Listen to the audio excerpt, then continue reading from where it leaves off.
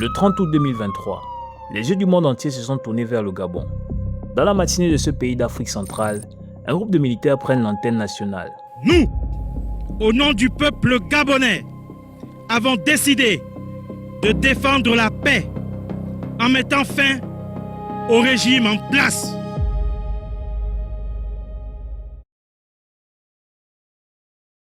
We begin today's show in the Central African country of Gabon. It's the 8th military takeover in Central and Western Africa. Les médias du monde entier vont se mettre à relayer l'information. Cette situation survient quelques minutes seulement après l'annonce des résultats des élections présidentielles qui annonçait l'ancien président Ali Bongo victorieux pour briguer un troisième mandat. His family has held power for more than 5 decades. Pour beaucoup, cet événement marque la fin de la 4e République. Mais il symbolise également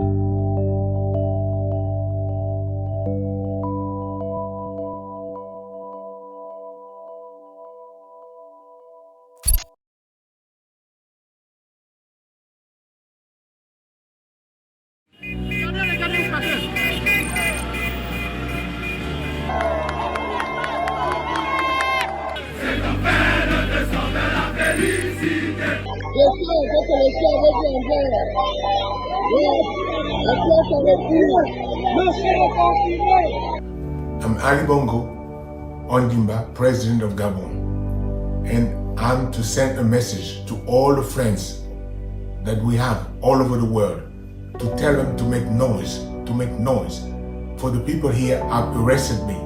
à la suite du putsch, Ali Bongo sera placé en résidence surveillée et sa femme Sylvia sera placée en détention. Dans les heures qui ont suivi, plusieurs perquisitions sont menées chez des proches collaborateurs de la famille. En moins de 24 heures, ce serait plus de 7 milliards de francs CFA qui auraient été saisis par les autorités. Parmi ces personnalités, l'un de ses fils, Noureddine. On le voit avec son chef de cabinet sur ces images diffusées par la télévision d'État.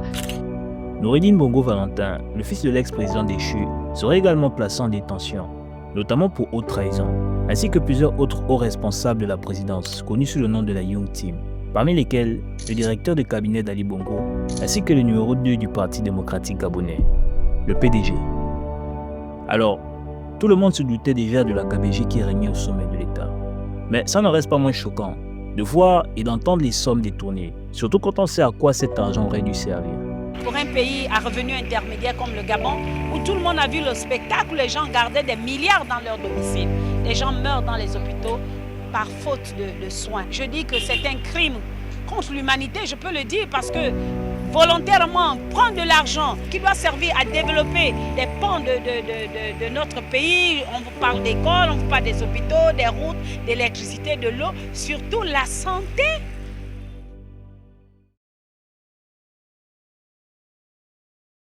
Another African leader toppled by the army. Now, the president of Gabon, Ali Bongo, is reported to be under house arrest along with members of his family. That's just days after a controversial election in the oil-rich African nation. Rapidement, l'événement du coup d'État au Gabon s'est retrouvé à la une des médias du monde entier. C'était le 6e coup d'État en à peine 2 ans en Afrique, et il arrivait seulement 2 mois après celui du Niger. Mais les raisons qui ont mené au coup d'État au Gabon sont complètement différentes de celles des pays du Sahel. We haven't seen Gabon or protesters in Gabon or celebrants in Gabon flashing Russian, Chinese or even North Korean flags. The coup leaders in Gabon do not seem to want to exploit the so-called anti-French sentiment. À l'international, les sanctions tombent rapidement. Les instances comme l'Union africaine et la CEAC vont suspendre la participation du Gabon à toutes leurs activités. In the UK, the British government has joined a number of other Western nations in condemning the coup. French Prime Minister Elisabeth Borne said France was following the situation closely. Au Gabon, le Parti démocratique gabonais est resté étrangement silencieux face à la situation. L'opposition, quant à elle, principalement regroupée autour de la plateforme Alternance, salue la fin du régime Bongo, parlant d'un acte ayant évité une crise post-électorale comme celle de 2016. Si les militaires n'étaient pas intervenus, que se serait-il passé 3 heures plus tard? Les gens auraient commencé à protester. S'ils avaient protesté, on serait revenu au scénario de 2016. Tout le monde connaît ce qui s'est passé en 2016. Le professeur Albert Ondossa, qui était la figure principale de l'opposition, s'attendait à ce que les militaires achèvent le processus électoral et reconnaissent sa victoire à l'élection d'août 2023. Qui est légitime ce soir pour diriger la République du Gabon? La question ne se pose pas. Il faut aller au comptage des urnes et donner les véritables résultats. Mais pour les militaires, ces élections manquaient de crédibilité. Et donc, ils vont prendre une direction complètement différente de celle attendue par l'ex-candidat.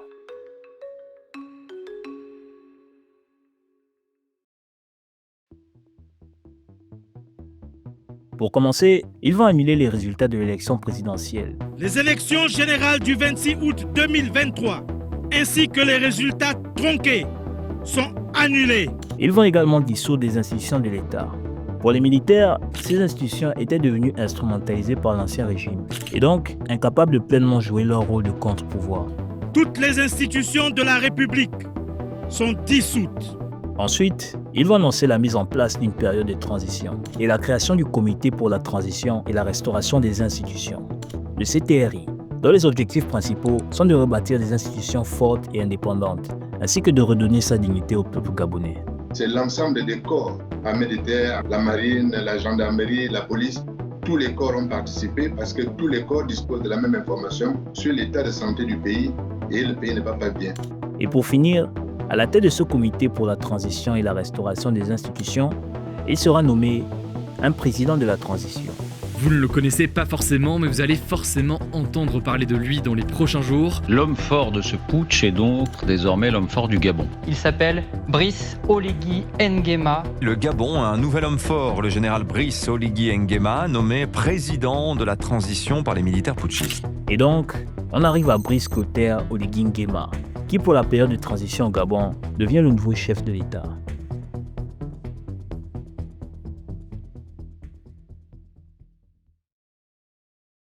Vous savez d'abord qu'au Gabon, il y a une grogne. Et au-delà de cette grogne, il y a la maladie du chef de l'État. Donc du coup, l'armée a décidé de tourner la page, de prendre ses responsabilités. Brice Clotaire Oligui Nguema. C'était le chef de la célèbre garde républicaine, le corps militaire le plus puissant du pays, en charge directe de la protection rapprochée du président. C'est un homme du sérail qui connaissait bien le système grâce à sa parenté avec les Bongo. Après sa formation à l'Académie royale de Meknes au Maroc, il rentre au Gabon et est nommé aide de camp d'Omar Bongo. En sa qualité d'aide de camp, il était souvent amené à accompagner et assister l'ancien président dans ses différents déplacements. L'aide de camp du président de la République est un chargé de mission. Un véritable chargé de mission du président de la République. Lorsque le président va à l'étranger, il aimerait avoir un aide de camp qui puisse avoir en permanence la gestion de son agenda. Mais après la mort d'Omar Bongo en 2009, il est renvoyé au Maroc, cette fois-ci en tant qu'attaché militaire à l'ambassade du Gabon à Rabat, puis au Sénégal, où il séjournera pendant 10 ans. En 2019, il rentre au pays et est nommé à la tête de la Direction générale des services spéciaux. Puis en avril 2020, il est promu à la tête de la garde républicaine. Et le reste appartient à l'histoire. Le 4 septembre 2023, il prête serment. Et dans le même temps, une charte de la transition est publiée. Dieu ne nous a pas donné le droit de faire du Gabon ce que nous sommes en train de faire. Il dit, amusez-vous. Le jour où il viendra aussi vous sanctionner, il le fera. Dans sa manière de parler et d'agir, on comprend que Brice Clotaire Oligui Nguema a un profond respect pour le défunt président Omar Bongo. Un des premiers actes qu'il a posé après sa nomination en tant que président de la transition, c'est d'aller se recueillir sur le mausolée du défunt président. Omar Bongo Ndimba, il a ses qualités. C'était un grand homme, un grand président. Un peu à sa manière, Brice Clotaire Oligui Nguema veut se présenter comme une figure qui rassemble. Dans le nouveau gouvernement de transition, il va s'entourer des figures de l'opposition, mais aussi de certaines figures de l'ancien régime, des syndicalistes et des acteurs de la société civile. Depuis le 30 août, j'ai été inclusif. Je travaille avec tous ceux qui peuvent m'accompagner et qui ont la volonté pour que ce Gabon change. D'après la charte de la transition, tous les membres du gouvernement de transition, sauf le président de la transition, étaient automatiquement inéligibles à la prochaine élection présidentielle.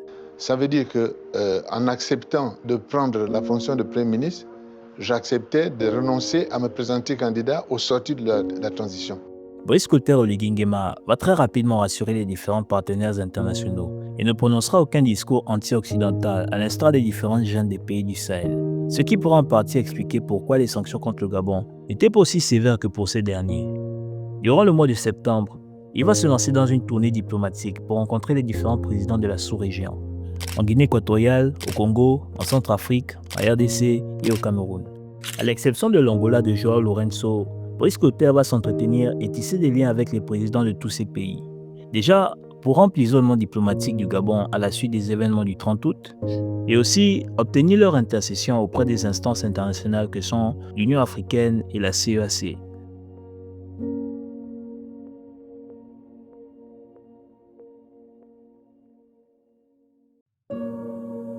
En 2009, Ali Bongo présentait son programme présidentiel, le plan stratégique Gabon émergent, un programme qui promettait d'améliorer et de moderniser les conditions de vie des Gabonais à l'horizon 2025. Mais arrivant en fin 2023, le bilan est désastreux, parce que des services comme la CNSS pour les retraités et la CNAMGS qui était une assurance maladie sont au bord de la faillite. Ça fait des années que les étudiants n'ont plus accès à leur bourse et l'éducation nationale est au plus mal. Il y a un manque criant d'infrastructures dans tous les secteurs, routiers, sanitaires et dans l'éducation. Le programme promettait aux Gabonais une agriculture verte et moderne. Mais après toutes ces années, le pays n'a toujours pas pu atteindre l'autosuffisance alimentaire et doit importer une grande partie de ce qu'il consomme. Le chômage est à un niveau record, surtout chez les jeunes, et beaucoup de personnes ne bénéficient pas d'un accès facile à des services sociaux de base comme l'eau, l'électricité et la santé. Avec tout ça, s'ajoute la problématique de la vie chère. Dans les classements des villes les plus chères en Afrique, Libreville est souvent classée parmi les premières places. Mais depuis le Covid, le coût de la vie atteint des niveaux records. Voilà un peu dans quel état les nouvelles autorités ont trouvé le pays. Même si la transition devait servir principalement à restaurer les institutions de l'État, les populations fondaient beaucoup d'espoir dans ce nouveau gouvernement qui promettait de rendre sa dignité au peuple gabonais.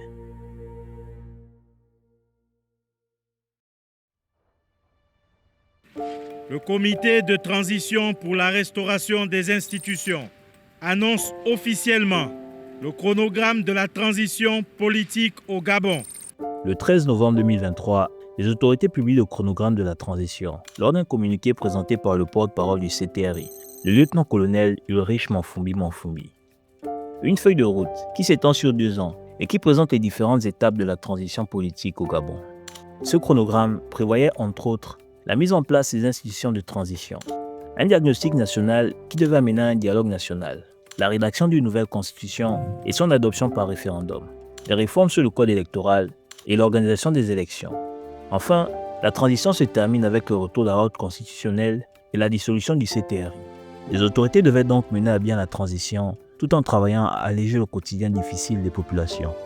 Après la mise en place des institutions de la transition, le 2 octobre 2023, le gouvernement lance un appel public à contribution pour faire un diagnostic général de la situation du Gabon et trouver des solutions aux problèmes qui minent la gestion de l'État. Tous les acteurs de l'État étaient conviés à participer et à partager des propositions. Le 30 novembre 2023, la primature annonce avoir récolté plus de 17 000 contributions. Cette opération a permis à certains acteurs souvent mis de côté de faire entendre leur voix.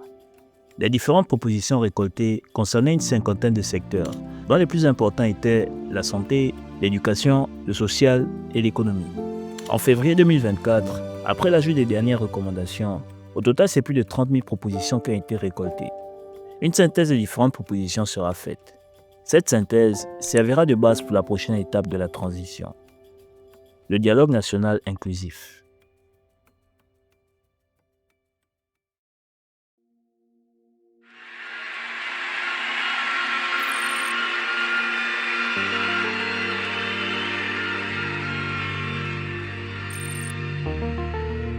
Le 2 avril 2024 s'ouvre le dialogue national inclusif au Palais des Sports à Libreville, avec la participation de plus de 500 délégués représentant partis politiques, sociétés civiles, confessions religieuses, syndicats et diaspora. L'événement est présidé par l'archevêque de Libreville, Monseigneur Jean-Patrick Ibaba. Le CTRI quant à lui joue un rôle de garant pour le bon déroulement du processus. Il y avait également noté la présence du président de la République centrafricaine, Faustin Archange Touadéra, dans le rôle de facilitateur de la CEAC, qui avait annulé sa suspension à l'encontre du Gabon un mois avant le lancement du dialogue. Je m'engage à mettre en place dans les prochains jours le comité de surveillance et de suivi des conclusions du dialogue national inclusif. Après un mois entier de discussions, le dialogue national inclusif s'est clôturé avec la remise du rapport final au chef de l'État.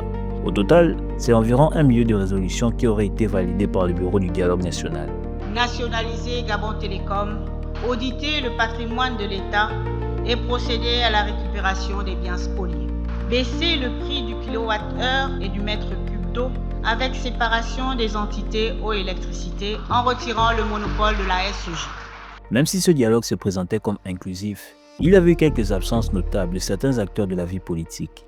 L'absence la plus prononcée était sans doute celle de l'ancien candidat Albert Ondossa, qui continuait de clamer sa victoire à l'élection 2023 et exigeait un retour immédiat à l'ordre constitutionnel.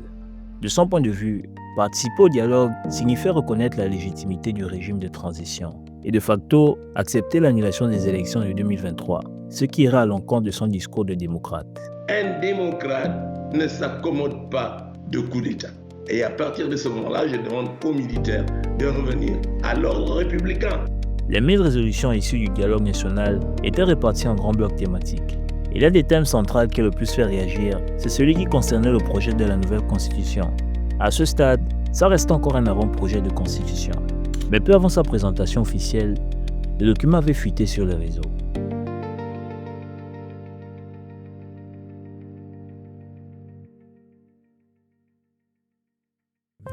Parmi les 194 articles présents dans le document qui avait fuité, le premier article qui a le plus fait parler, c'est l'article 76, qui concernait l'exécutif et les attributions du président de la République. Ce projet de nouvelle constitution introduisait un régime présidentiel, où le président de la République est à la fois le chef de l'État et le chef du gouvernement. Il dirige l'action du gouvernement et peut nommer ou mettre fin aux fonctions des membres du gouvernement par décret. Conséquence logique, le poste de Premier ministre est supprimé. On a donc un président qui exerce la plénitude de son pouvoir exécutif. Je vous dis que le président de la République, il détermine la politique de la nation. Il est le détenteur suprême du pouvoir exécutif. Il est le chef des administrations civiles et militaires. Il dispose de l'ensemble des forces de sécurité et de défense. Il nomme aux emplois supérieurs de l'État. Il est chef du gouvernement. Mais ce n'est pas tout. Dans cet avant-projet, le président de la République est aussi le président du Conseil supérieur de la magistrature.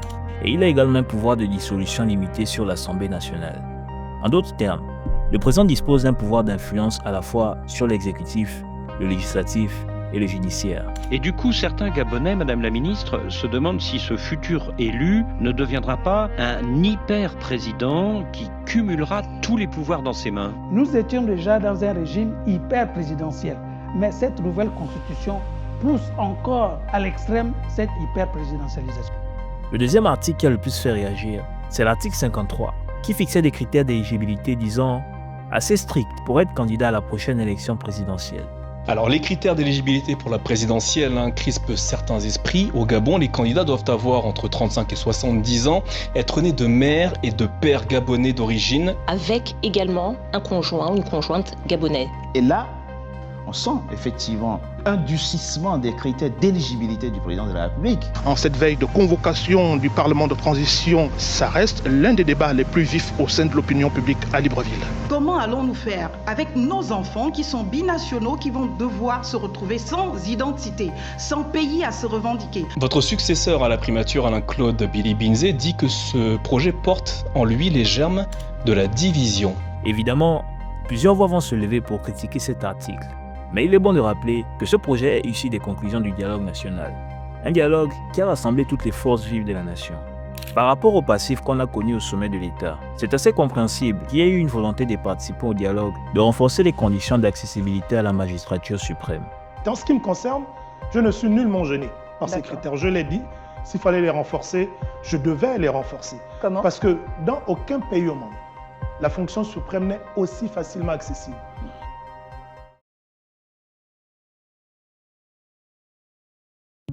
Toutefois, comme je l'ai mentionné, le document qui avait fuité n'était qu'un avant-projet. Après révision par l'Assemblée constituante, la mouture finale pour le projet de nouvelle constitution est publiée le 21 octobre 2024, avec quelques modifications par rapport au document qui avait fuité. Déjà, le nombre d'articles, qui passe de 194 à 173. Concernant les critères d'éligibilité, l'article 43 de cette constitution stipule que tout candidat doit être né gabonais, d'au moins un parent gabonais, lui-même né gabonais, avoir la nationalité gabonaise unique et exclusive. Il ou elle doit être marié à un ou une gabonaise, né d'au moins un parent gabonais, lui-même né gabonais.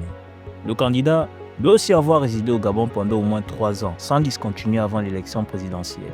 parler au moins une langue nationale et jouir d'un état complet de bien-être physique et mental, dûment constaté par un collège médical dédié. Le mandat présidentiel est fixé à 7 ans, renouvelable une fois. Cette disposition est intangible, ce qui signifie qu'elle ne devrait pas être modifiée à l'avenir. Et le texte interdit explicitement la succession par un descendant direct du président sortant. L'objectif ici est bien sûr d'éviter qu'on se retrouve dans une situation similaire à celle qu'on a eue avec les Bongo. Mais de mon point de vue personnel, ce projet de constitution restait perfectible. Par exemple, sur la question de la durée du mandat présidentiel, qui a été rallongée une nouvelle fois à 7 ans. Évidemment, une constitution ne se limite pas seulement à l'exécutif. Outre la question de la séparation des pouvoirs, beaucoup ont salué les avancées faites dans d'autres domaines. On pourrait par exemple citer l'article 14, qui garantit la liberté d'opinion, d'expression, de communication et de presse. On a une constitution qui est quasi parfaite. Le seul point à l'intérieur, la seule tâche, demeure toujours la concentration des pouvoirs.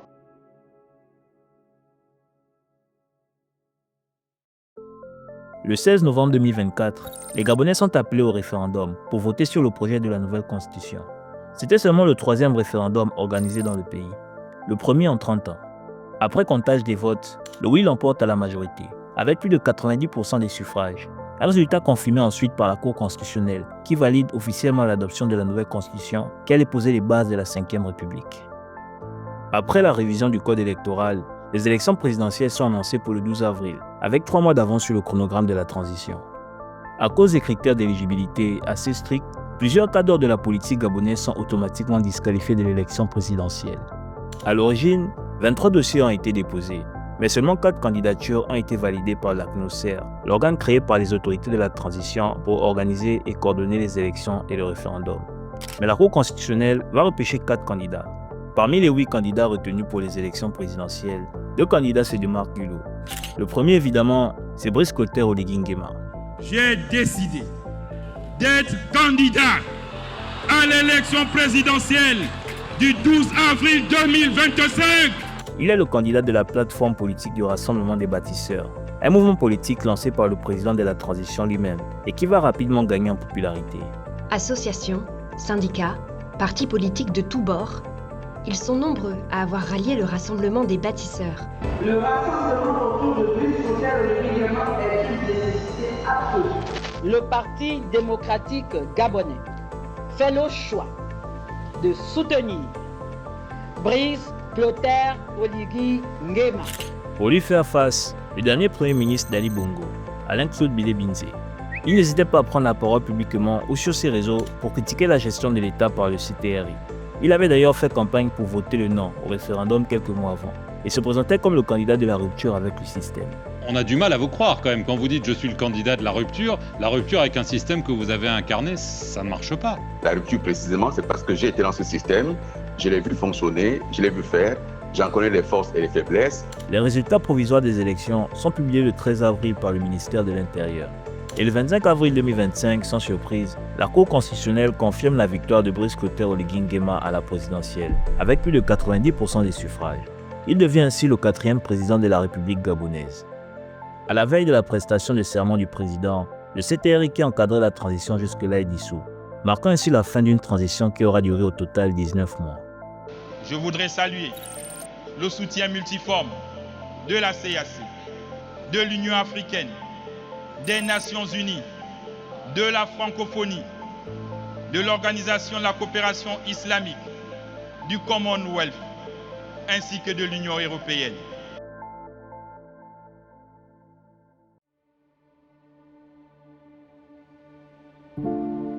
Lors du discours à la nation du 31 août 2023, l'ex-président de la transition avait fait un certain nombre de promesses aux populations pour améliorer leur quotidien et rendre leur dignité.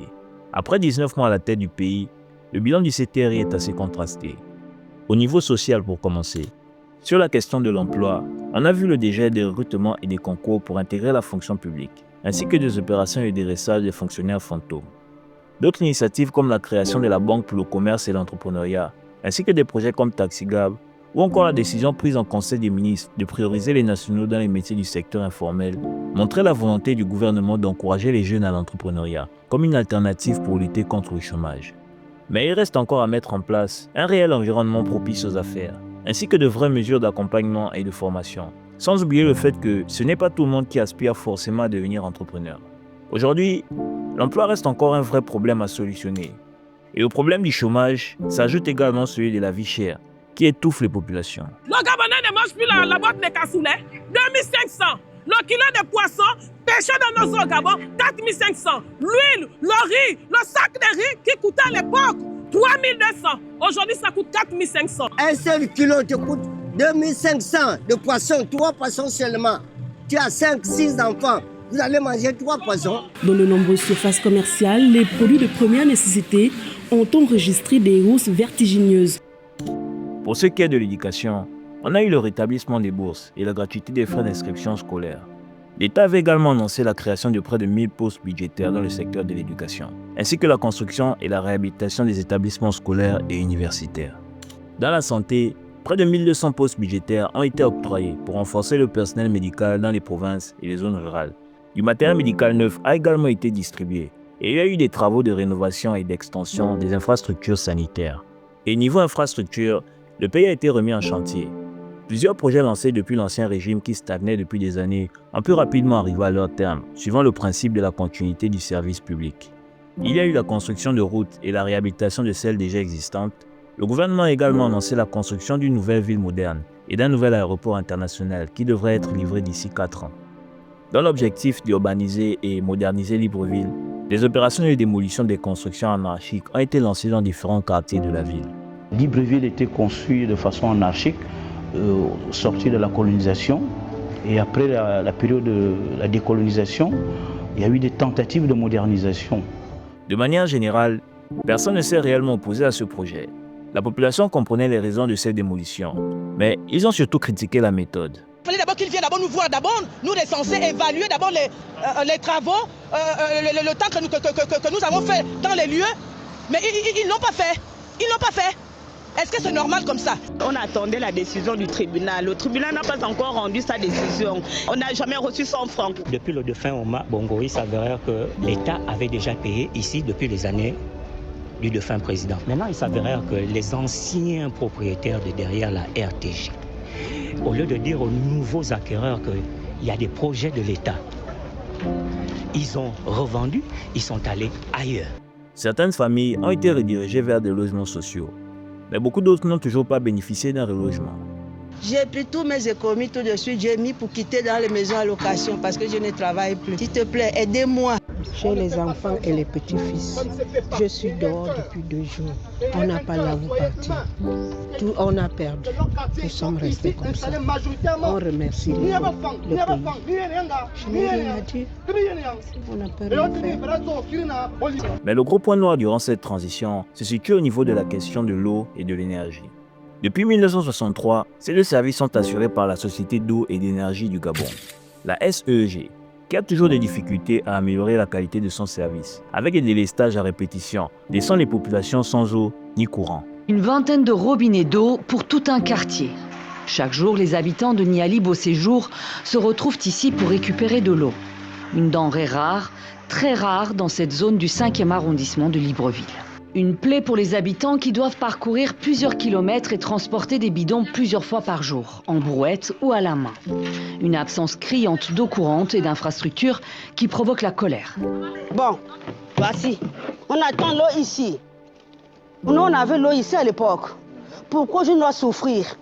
Non, on a les enfants. 2 ans déjà, 2 ans sans eau. C'est pas bon, c'est pas bon. On quitte du carrefour, on quitte de là-bas pour venir seulement là puiser de l'eau. Il y a des queues, si vous êtes là à partir du 7h, du 8h, c'est pas la joie. Plusieurs quartiers du Grand Libreville vivent mal le retour à répétition des coupures d'électricité. Une situation qui paralyse au passage les ménages, les commerces et les administrations. Tous les jours, il y a au moins 2 ou 3 coupures. On en a assez. Moi, j'ai des enfants qui partent à l'école, je dois les préparer. Donc, je suis même là stressée à repasser parce que je ne sais pas quand le courant va venir ou bien ça va partir. On va rester dans tout Libreville, la coupure. Les congélateurs se gaspillent, les télévisions, les ventilateurs, on doit toujours acheter. Top 3 des raisons pour lesquelles nous sommes sous-développés au Gabon. Ok, top 3, la SEG. Top 2, la SEG. Top 1, la SEG. En fait, la SEG c'est le marqueur principal de notre état de sous-développement au Gabon. Ça ne fait pas plaisir aux gens d'exposer le pays, mais on est obligé de parler parce qu'on veut que les choses changent. Les causes principales de ces délestages à répétition, c'est l'incapacité de la production en eau et en énergie à satisfaire la demande nationale, sans parler des infrastructures vieillissantes. Notre demande est supérieure à l'offre. Nos équipements ne sont pas entretenus. Nous ne les avons pas changés. Toujours, vous êtes la seule société d'énergie dans ce monde qui a toujours une raison pour venir justifier son incompétence. À un moment donné, les gars... Ce n'est pas un manque de compétences, c'est un fait exprès, un manque de volonté. Parce que si vous parlez d'incompétence, non, je ne peux pas. Si moi, j'arrive à penser ça, si les Gabonais arrivent à penser ça, pourquoi les gens qui sont assis chez eux ne pensent pas à la même chose? Des solutions à court, moyen et long terme avaient été proposées pour pallier à ce problème. Et certaines résolutions issues du dialogue national concernaient spécifiquement la SEG et sa gestion. La première résolution était de scinder la société en deux entités, une dédiée à l'eau et l'autre à l'énergie, ce qui pourrait permettre d'avoir une meilleure gestion dans ces deux différents secteurs. La deuxième résolution était d'ouvrir le marché à d'autres opérateurs pour rompre avec le monopole de la SEG. La concurrence dans ces deux secteurs pourrait amener une baisse des tarifs pour les consommateurs et un service de meilleure qualité. Des résolutions qui attendent toujours d'être effectives. La SEG est une société dans laquelle il y a beaucoup d'argent qui est brassé et donc ces investisseurs, ces partenaires financiers ne peuvent pas permettre que la SEG puisse perdre le monopole malgré aujourd'hui sa médiocrité qui n'est plus à démontrer sur le plan de la fourniture en eau et en énergie. Sur le plan économique, le rachat de la compagnie pétrolière Assala a permis au Gabon d'augmenter ses recettes sur la production pétrolière. Cependant, le pays reste très dépendant du pétrole et est donc toujours exposé aux fluctuations du prix de l'or noir sur les marchés internationaux. Les secteurs du bois, du manganèse et des mines sont présentés comme des solutions pour réduire la dépendance au pétrole. Le gouvernement a d'ailleurs annoncé l'interdiction d'exportation de manganèse brut d'ici 2029, dont la transformation devra se faire sur le territoire national. La dette du pays, quant à elle, avoisine toujours les 7 000 milliards de francs CFA. Durant la transition, Brice Clotaire Oligui Nguema s'est efforcé d'honorer ses échéances auprès des différents bailleurs de fonds. Les autorités de transition ont toujours cherché à rassurer les investisseurs. J'ai payé l'AFD, j'ai payé la Banque mondiale, j'ai payé la BAD, j'ai payé la BIRD, j'ai payé Afleximbank. Je ne dois personne. Mais d'après les projections, cette dette devrait s'alourdir à l'avenir. La raison principale étant que le programme présidentiel de Brice Clotaire Oligui Nguema, bâtissant l'édifice nouveau, a un budget qui s'élève à environ 7 000 milliards de francs CFA. Une partie du programme sera financée par le budget de l'État et une autre par des investissements étrangers à hauteur d'environ 3 500 milliards de francs CFA. Alors, la dette en elle-même n'est pas une mauvaise chose. Le problème, c'est de savoir si cette dette sera utilisée à bon escient ou non. Mais ça, seul l'avenir nous le dira. Faut pas avoir peur d'aller chercher de l'argent sur les marchés ou dire la dette. Une dette de plus, monsieur le candidat? Non, ce n'est pas une dette de plus. Une dette, on la paye. Tous les pays du monde sont endettés. Maintenant, il faut distinguer entre ce qui est dette inutile et la dette utile. Moi, je m'investis sur la dette utile pour bâtir mon pays.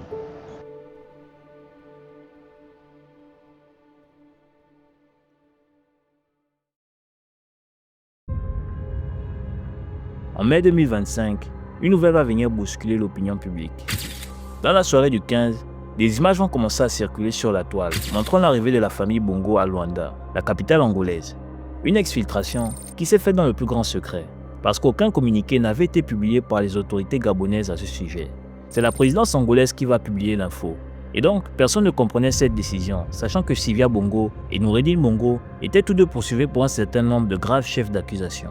Ils sont entre autres poursuivis pour détournement de biens publics, blanchiment de capitaux, faux et usage de faux, concussion, corruption active. Quelques jours avant ça, João Lourenço, le président angolais, faisait une visite au Gabon. Et il en a profité pour aller voir l'ancien président dans sa résidence surveillée. Ce qu'il faut savoir, c'est que jusque-là, João Lourenço était le seul président qui refusait de rencontrer Brice Clotaire Oligui Nguema, parce qu'il entretenait de très bonnes relations avec Ali Bongo. Et donc, il aurait joué un rôle de médiateur auprès des autorités pour faciliter l'exfiltration de la famille. Un exil négocié par le président João Lourenço, tout juste rentré de Libreville et qui préside actuellement l'Union africaine. Beaucoup y voient un traitement de faveur inacceptable et d'autres personnalités de l'ancien régime citées dans le même dossier restent, elles, en détention à la prison centrale de Libreville. Geoffroy Fumbula Libeka, acteur de la société civile et député de la transition, parle d'une véritable honte pour les premiers jours de la Ve République. Certaines voix évoquent des pressions contre Libreville et cet exil angolais pourrait raviver le débat sur l'indépendance de la justice. Un peu plus tard, le procureur général près la cour d'appel, le docteur Eddy Minor, révélera que Sylvia Bongo et Noureddine Bongo avaient tous deux été libérés pour des raisons médicales et qu'il ne s'agissait là que d'une liberté provisoire qui n'entrave en rien à la procédure juridique, qui se poursuivra jusqu'à la tenue d'un procès qui devait normalement se tenir en juillet, mais dont la date avait été reportée en novembre pour permettre la présence des avocats de la défense qui résidaient à l'étranger.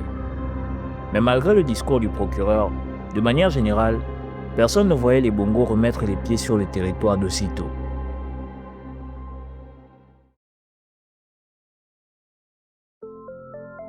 Dans les mois qui ont suivi, le nouveau président va se lancer dans une grande tournée diplomatique, dans le but de renforcer les relations du Gabon à l'international. Le 9 juillet 2025 notamment, il s'est rendu sur invitation de Donald Trump à Washington DC pour discuter stratégie et économie. Donald Trump montre son intérêt pour l'Afrique. 5 chefs d'État sont reçus à la Maison-Blanche, un sommet pour multiplier les deals. Autour de la table, les présidents du Sénégal, du Gabon, de la Guinée-Bissau, de la Mauritanie et du Libéria. Accompagné par 4 autres chefs d'État africains, le président gabonais va s'illustrer avec un discours assez audacieux. Depuis notre libération, nous avons changé notre façon de faire du commerce. Nous nous sommes concentrés sur la transparence et les appels d'offres pour quiconque souhaite venir investir dans notre pays. Dans son discours, il parle de sécurité, de commerce et il met en avant la volonté du Gabon de transformer localement ses matières premières. Et je l'ai dit dans mon discours, il est temps de venir au Gabon, de venir exploiter. Si vous ne venez pas, d'autres viendront. Le dîner à Washington était une excellente plateforme d'exposition pour le président gabonais. Avec son discours, Brice Clotaire Oligui Nguema voulait montrer au monde que les choses ont changé au Gabon. Et quelques mois plus tard, la 80e session de l'Assemblée générale des Nations unies à New York va lui offrir une encore plus grande exposition pour réaffirmer son message. Mesdames et messieurs, le Gabon revient devant vous avec un message clair. Notre pays a changé. C'est donc le lieu pour moi d'inviter les investisseurs publics et privés à nous accompagner dans le cadre de partenariats gagnant-gagnant. Il en profiterait également pour promouvoir un retour à la paix dans les zones en conflit, en RDC, au Soudan, dans la Corne de l'Afrique, au Sahel et en Palestine. Nous pensons légitimement ce processus pacifique et historique pourrait d'ailleurs faire l'objet d'enseignements et d'études dans divers milieux. Brice Clotaire Oligui Nguema a toujours exprimé le désir que la transition gabonaise soit un exemple qui pourrait servir d'enseignement pour les autres nations. La tribune lui a permis de mettre en avant la transition pacifique et l'exemplarité du processus de retour à l'ordre démocratique au Gabon. Un retour à l'ordre démocratique qui devait complètement s'achever avec l'organisation prochaine des élections législatives, locales et sénatoriales.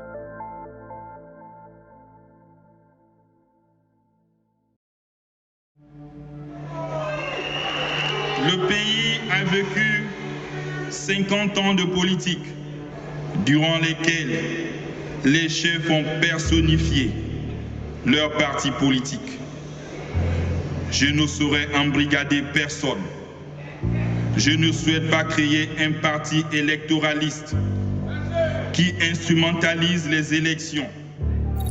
Toujours en septembre, le pays se prépare à organiser les élections législatives pour désigner les 145 députés qui composeront l'Assemblée nationale. Vous vous souvenez du Rassemblement des bâtisseurs, n'est-ce pas? Le mouvement créé par le président pour le soutenir durant sa campagne présidentielle. Eh bien, peu après sa victoire, Brice Clotaire Oligui Nguema va prendre une décision stratégique. Il va décider de transformer ce mouvement en parti politique. Et donc, le Rassemblement des bâtisseurs devient l'Union démocratique des bâtisseurs, en abrégé UDB. Il y avait eu quelques critiques sur ce nouveau parti. La principale étant qu'énormément d'anciens membres du PDG, le parti de l'ancien régime, avaient rallié les rangs de l'UDB. Après les 2 tours des élections législatives, l'Union démocratique des bâtisseurs remporte 103 des 145 sièges à l'Assemblée nationale, soit près de 71% des sièges. Mais ces résultats ne faisaient pas l'unanimité. Beaucoup ont dénoncé des irrégularités manifestes durant le scrutin. Les bagarres dans les centres de vote, les candidats qui ne retrouvent pas les bulletins de vote, les urnes qui arrivent dans les centres pleins, les candidats qui ne retrouvent pas leurs cartes d'électeurs. L'autorité de contrôle des élections et du référendum, ACER, est une instance administrative indépendante dont la mission principale est de garantir la transparence, la régularité et le respect des lois électorales. Après le premier tour du 27 septembre, ACER a publiquement dénoncé plusieurs dysfonctionnements dans certains bureaux de vote, parmi lesquels on peut citer la distribution tardive ou incomplète des cartes d'électeurs, le manque de bulletins pour certains électeurs, ou encore des délivrances irrégulières et abusives de procuration par certaines commissions électorales. Dans certains bureaux de vote, on se retrouve avec plus de votants que d'inscrits. Et même du côté de la diaspora, des candidats indépendants ont relevé plusieurs manquements sur l'organisation. Comment quelqu'un se lève le matin pour voter, il a sa carte d'électeur. Arrivé d'un bureau de vote, on lui dit « Tu as déjà voté ». Il dit « Mais comment ça ?» On lui montre la liste, c'est coché 2 fois. Or, sur sa carte d'électeur, il n'y a pas d'empreinte. Il est étonnant, il dit « Monsieur Libéré, c'est voté ». Mais qui a voté à sa place ? On a vu des représentants de partis débarquer avec 20 à 30 procurations, déplorer un candidat malheureux joint ce matin. Retour à la case départ, s'est exprimé sur Facebook le Premier ministre de la Transition, Raymond Ndongsima, listant de nombreux dysfonctionnements. Julian Kogebe-Kalé dénonce une organisation chaotique, des irrégularités massives. Il demande au président de la République l'annulation pure et simple des élections sur toute l'étendue du territoire national. Au total, c'est près d'une 60aine de recours pour fraude et irrégularités qui ont été déposés auprès de la Cour constitutionnelle, qui ordonnera des reprises partielles dans certaines zones, ce qui ne changera pas grand-chose sur le résultat des scrutins. L'UDB remportera également les élections locales, avec 103 conseillers municipaux et départementaux sur les 122 possibles. Cette large victoire aux élections locales assure automatiquement une large victoire aux élections sénatoriales, vu que ce sont les élus locaux qui votent pour les sénateurs. Le parti remportera 47 des 70 sièges du Sénat. Une telle domination au Parlement donne un contrôle quasi total sur le processus législatif et administratif. Le parti pourra faire adopter plus facilement de nouvelles lois et modifier celles déjà existantes. Aujourd'hui, l'UDB se retrouve donc dans une position assez similaire à celle qu'occupait le PDG il y a quelque temps. La question est maintenant de savoir si l'UDB saura tirer des leçons du passé et faire mieux que son prédécesseur.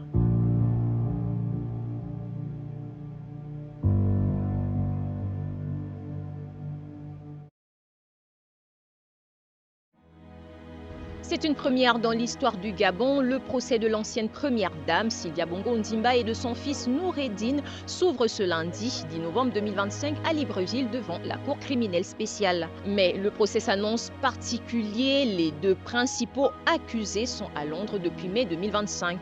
À la base, la mission principale de la transition était de restaurer des institutions fortes et indépendantes, qui ne pourraient plus être instrumentalisées pour servir les intérêts d'une personne ou d'un clan, comme on a pu le voir dans le passé. Le procès des Bongo Valentin était l'occasion parfaite de montrer la crédibilité des institutions issues de la transition. Ici, en l'occurrence, on parle de la justice. L'enjeu était donc de montrer une justice forte et indépendante, dans l'un des procès les plus médiatisés de l'histoire du pays. Mais à quelques jours du fameux procès, des vidéos filmées en caméra cachée vont commencer à circuler sur les réseaux sociaux. En ce moment, il y a des vidéos sur les réseaux sociaux qui sont en train de tourner, des vidéos au domicile d'Ali Bongo. La première vidéo que nous vous proposons est la rencontre au sein du domicile de l'ancien président. Les autorités judiciaires les plus gradées du pays sont filmées à leur insu en présence de l'ex-président Bongo, sa femme, son fils. Le porte-parole du gouvernement gabonais a estimé que les vidéos clandestines sont, on le cite, une campagne d'influence qui vise une tentative de déstabilisation mais qui ne prospérera pas.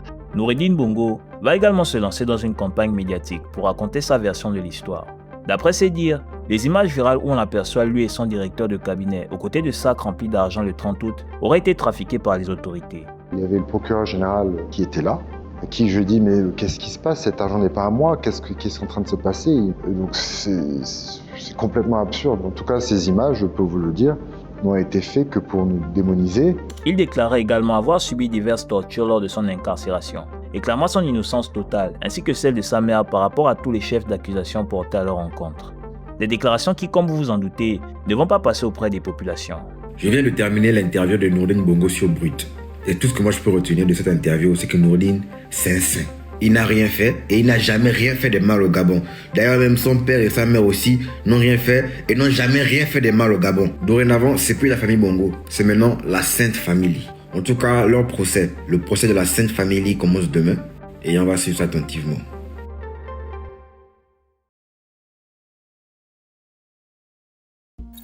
Le 10 novembre, le procès s'ouvre en l'absence des deux principaux accusés, qui seront jugés par contumace.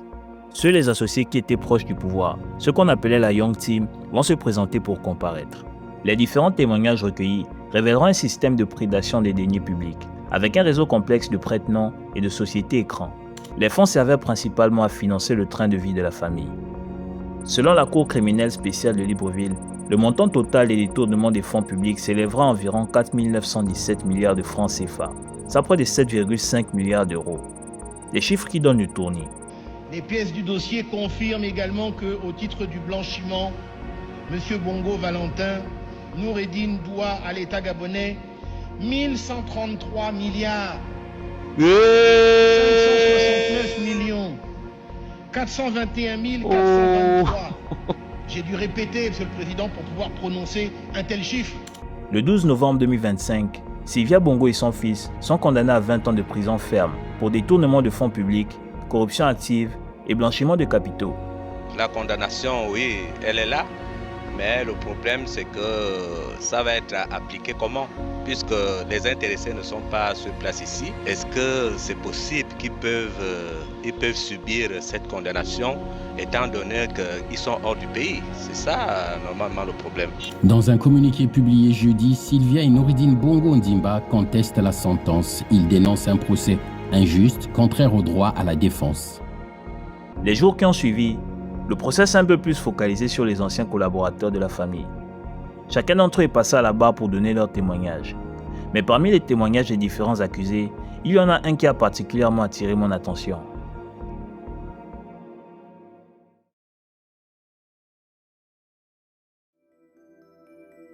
Suite à ma nomination, dans un premier temps, j'étais l'adjoint de M. Brice Lacruche à Lianga, qui m'a informé que j'aurais une prime de 20 millions tous les mois. Le mois suivant, M. Franck-Yann Koubdje m'a interpellé pour me laisser savoir que suite à une séance de travail avec l'ancien chef d'État Ali Bongo Ondimba et M. Noureddine Bongo Valentin, il m'a été attribué une prime de 80 millions ainsi qu'à lui.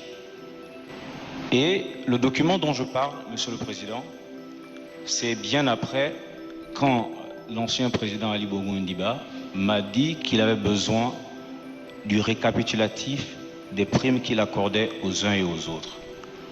Ce que j'ai demandé à M. Franck-Yann Koubdje, et c'est ce document qu'il m'a fourni qui m'a permis de réaliser qu'en réalité, Monsieur le Président de la République de l'époque accordait cette prime aux présidents d'institutions, aux membres du gouvernement, aux directeurs généraux.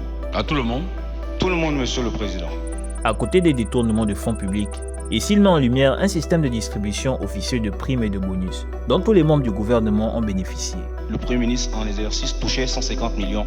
Le secrétaire général de la présidence, 40 millions. Le directeur de cabinet, 50 millions. Le ministre de la Justice, 50 millions. Le ministre de l'économie, pareil. Tous ceux qui ont occupé des fonctions le savent. Ce système, je ne l'ai pas créé. C'était un système qui existe depuis l'époque de feu président Omar Bongo Ondimba. À ce moment, je me pose une question. Quelles garanties peuvent nous donner les nouvelles autorités qu'un tel système ne reverra plus jamais le jour?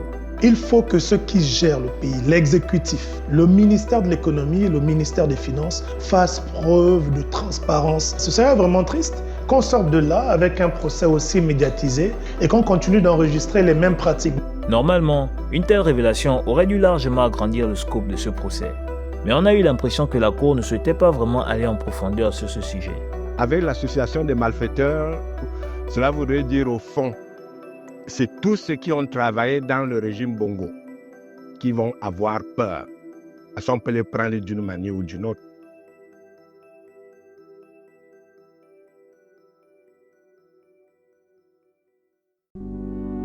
Après en avoir délibéré conformément à la loi avec le concours des magistrats et des jurés, L'ensemble de ces mises en cause déférées devant monsieur le procureur de la République, une information judiciaire était requise à leur encontre des chefs de détournement de fonds publics.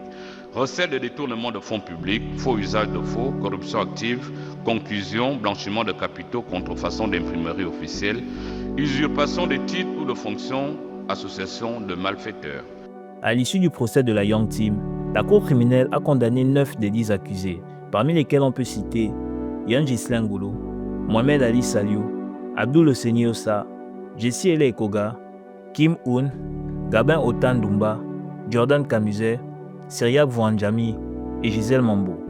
Et ils ont tous été condamnés à des peines allant de 26 mois à 15 ans de prison, ainsi qu'à diverses amendes pour réparation. Le tribunal a également ordonné la confiscation de tous leurs biens mobiliers et immobiliers, ainsi que des comptes bancaires saisis durant l'enquête. Seul Steven Zeko Dieko, l'ancien secrétaire général du PDG, a été acquitté des charges qui pesaient contre lui. Ce procès aurait pu marquer un réel tournant dans l'histoire du pays, mais au final, il laisse un goût amer d'inachevé. Dieu ne nous a pas donné le droit de faire du Gabon ce que nous en faisons. Ils l'ont fait. Ils ont tué le pays.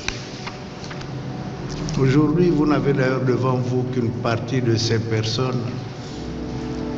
Tant je reste persuadé qu'ils sont nombreux, ceux qui auraient pu être là, ceux qui auraient dû être là et qui n'ont pas été appelés. Est-ce qu'on le fera un jour? Je ne sais pas.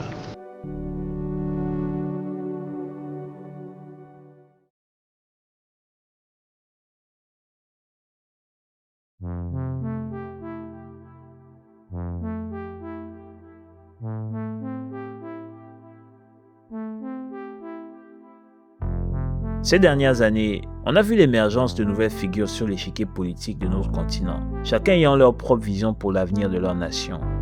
Quand on observe certains pays d'Asie et du Moyen-Orient qui ont connu une croissance explosive sur ces dernières décennies, ce résultat, c'est le fruit du travail de grands leaders qui avaient des ambitions claires pour le futur de leur nation. Alors, est-ce que notre génération sera celle qui assistera à un véritable essor de l'Afrique?